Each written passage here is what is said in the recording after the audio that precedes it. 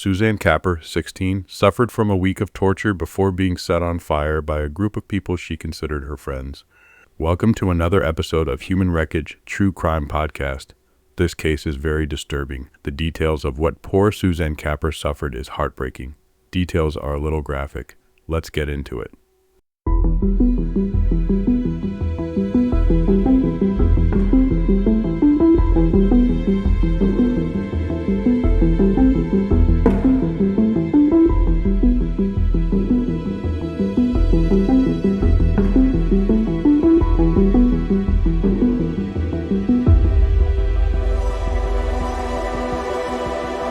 Suzanne Capper was a 16-year-old girl from Greater Manchester, England.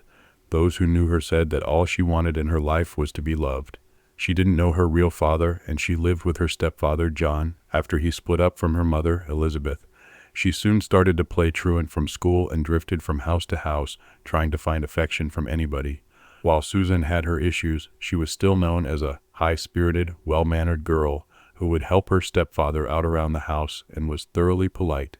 Soon, Suzanne started to hang out at the house of Jean Powell, 26, who she had babysat for when she was 10 years old.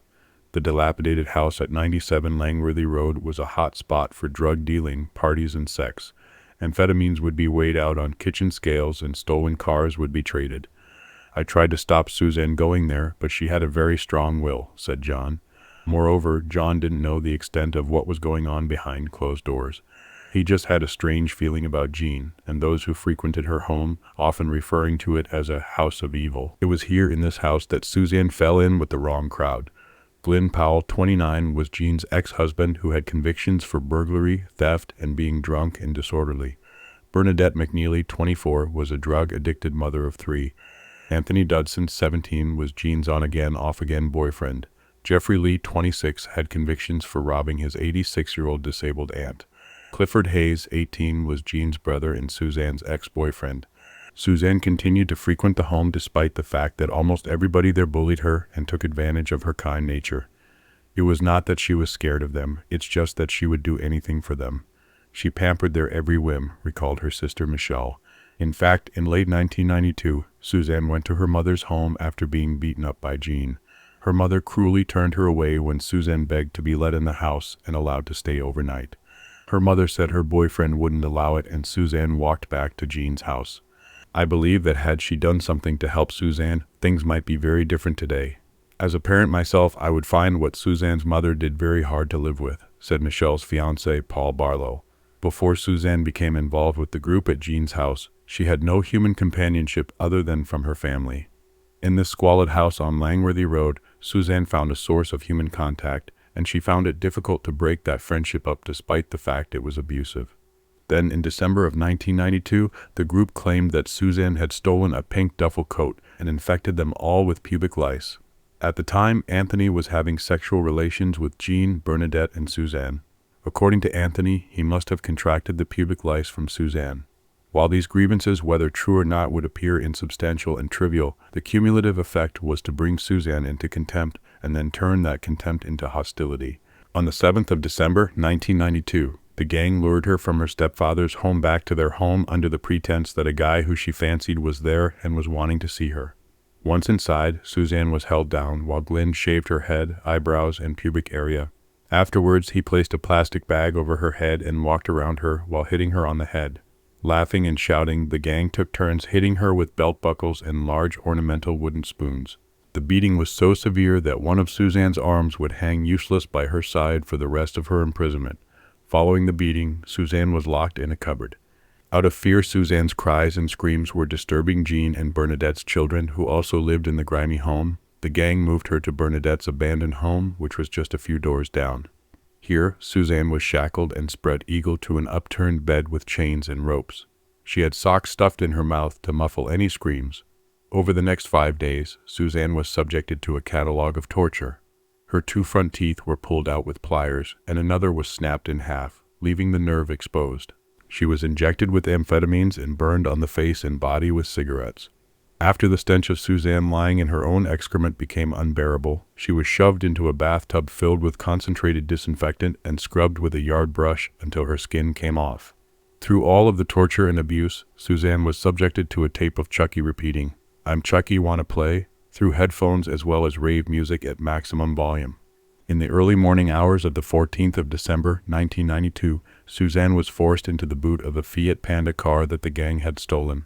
They drove her to remote woodland near Stockport, where she was forced out of the car and shoved down an embankment, rolling through dank leaves and brambles, with thorns cutting her bare feet.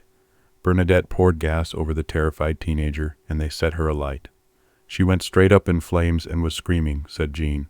The gang presumed she was dead and left the scene laughing and singing, "Burn, baby, burn." However, Suzanne didn't die as quickly and anonymously as the gang had hoped. Somehow Suzanne managed to survive the brutal attack. She staggered up the embankment and was found by Barry Sutcliffe, who was driving to work. When she was found, Suzanne repeatedly thanked Barry before muttering, "Over there in the field. They burnt me, they put gas on me." Barry did not need to be told what had happened to Suzanne. It was clear from the skin hanging from her battered body. Suzanne had suffered from burns to 80% of her body. Unfortunately, Suzanne died 4 days later in Withington Hospital, but not before she named all of her killers. It was clear from the outset that Suzanne was unlikely to survive. She suffered superficial but widespread burns that led to several complications internally. There was a partial collapse in one of her lungs, said Dr. William Lawler, a home office pathologist. When police arrived at 97 Langworthy Road, they were met by a complete and utter mess. The living room was strewn with rubbish, and there were stolen car seats along the walls in lieu of sofas. In the home, they found Suzanne's hair in the bin, a pair of bloody pliers, and Suzanne's discarded teeth. Initially, the gang all denied any involvement, but then Anthony, urged by his father, began to tell the truth. As the story began to unfold, we just couldn't believe it. "I kept asking myself how one human being could do this to another," said a detective working on the case. Even the most hardened officers were moved to tears. During the trial, the gang turned on each other to alleviate the blame from themselves. Also, all of them distanced themselves from the final act of horror of the burning of Suzanne. According to Jean, she sat in the car while the others set Suzanne alight. "I was numb. I was scared," she alleged. She also claimed that she had locked Suzanne in a cupboard for her own safety, and that she loved her as a sister, adding that she can't stand violence. "I don't even smack my own children." Bernadette claimed she had held the canister of gas, but said that Anthony had grabbed it from her moments before Suzanne went up in flames. She also claimed that she had injected Suzanne with amphetamines to protect her from being injected with heroin.